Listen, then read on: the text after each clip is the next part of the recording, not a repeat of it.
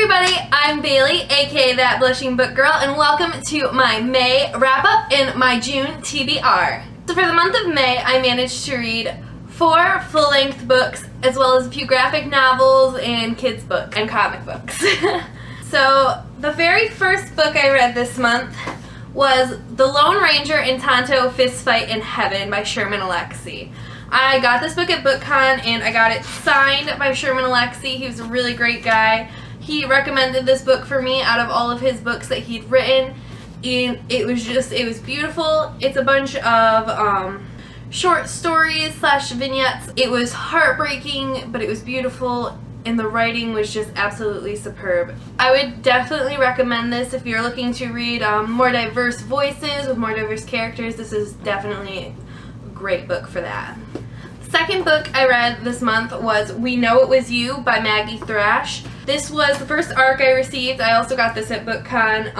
I had mixed feelings about this. You can check out my review on Goodreads, but there will be a review posted closer to the release date in October. Next, in the month of May, I read Shrill by Lindy West. She writes feminist pieces and satire, and this is all about her working through all of the trolls, fat shaming, and other things. It includes a wide variety of topics that are important to feminism. Sometimes it read a little bit more like a resume than a memoir, but I thought besides that it was really good. At the end of this week, I will be posting a review of this for part of my feminist literature series, so be looking for that around Friday or Saturday. And the last full-size book I read this month I just finished today. That was Ruby by Cynthia Bond. This book was fantastic. I gave it a 4 out of 5 stars.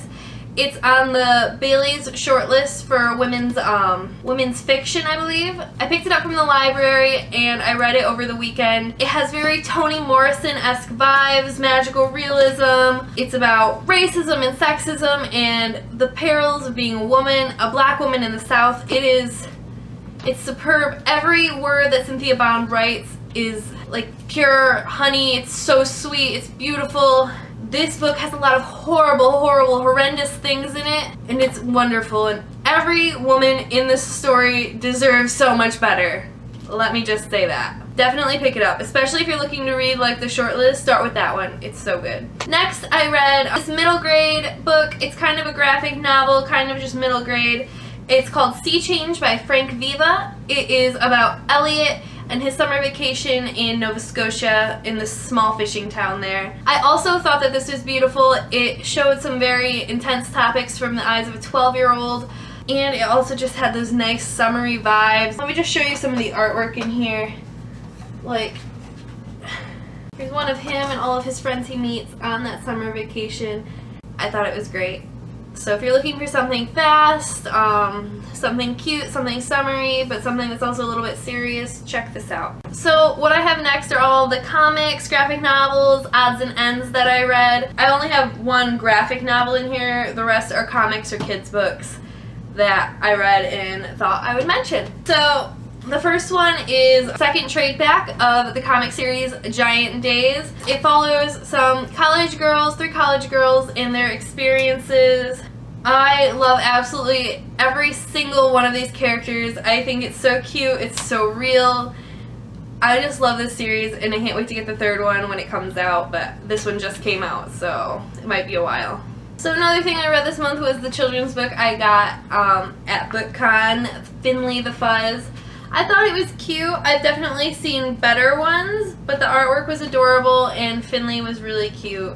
It was very predictable, but it's a kid's book and I really liked it. I mentioned these in my BookCon haul. I got Faith number 1 at BookCon and I loved it so much I went out and bought I bought 3 and 4 and my parents found number 2 for me at a different comic book shop. Thank goodness for them. They are fantastic. So I've read 1 and 2 so far, and during June I hope to read 3 and 4. Faith is she's so real, she's very connectable. I have a lot of the same interests as Faith, and I love her to pieces. And I'm very excited that she's going to become a full-time comic series. And last for my reading this month, I read 2 independently published little comic books. I love these. I think that they're gorgeous. They're from Xing Yin Core. I know I probably pronounced that so wrong, and I'm very sorry, but she has beautiful artwork. She's actually, I believe she's the one that edited this. She had something to do with this one as well, but she's not the writer for it. This is the third one. They're so cute. The art is just adorable. It's gorgeous. If you can see that, it's so beautiful. I'm definitely keeping an eye on her because her art is fantastic. And then this one was not what I expected it to be at all. I'm wondering if there's going to be a second one because they left it wide open, so I really hope so. It's called Escargotrick, and it's about like this girl, and she like dies and goes to this afterlife, and it's just bizarre, and it's about karma, and I really like this art too. Johnny Herber wrote this one. So that is what I read in the month of May. Considering the reading slump I've been in for the past few months, this is really impressive for me, and I'm very happy with what I got done here. I feel like I'm on a good track to just keep reading all summer, and I'm really excited for that. So next, let's get into my June TBR. Okay, one thing that's been on my TBR for the past month or so is Something New, Tales from a Makeshift Bride. This is by Lucy Nisley. She is a graphic novel comic artist. I have really liked the other two books I read of hers. Age of License was a fantastic book. If you are trying to find yourself, or if you are just kind of lost or in an existential crisis, I would really recommend reading Age of License. That was what really got me to like Lucy. This is her new book. It just came out in May, and my mom just got it from the library for me to read before she gets her hands on it, so I'm definitely going to be doing that very soon. Another very popular one, which I'm sure you are all very familiar with, and if you're not, then why are you on my channel? Harry Potter and the Sorcerer's Stone. I have read this when I was in about 3rd grade, but it's been a really long time, and I hate to admit this, but I have never read the whole entire Harry Potter series.